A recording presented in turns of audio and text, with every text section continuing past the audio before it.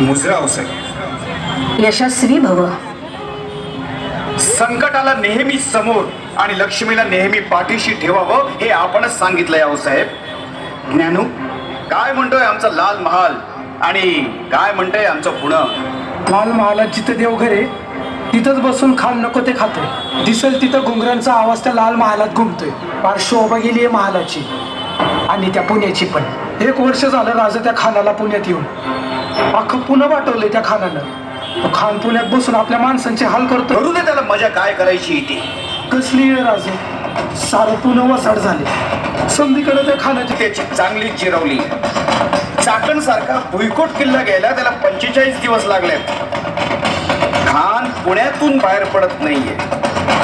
शत्रू जर बिळा बाहेर पडत असेल तर त्याला त्याच्या बिळात जाऊन बाहेर काढावं लागतं.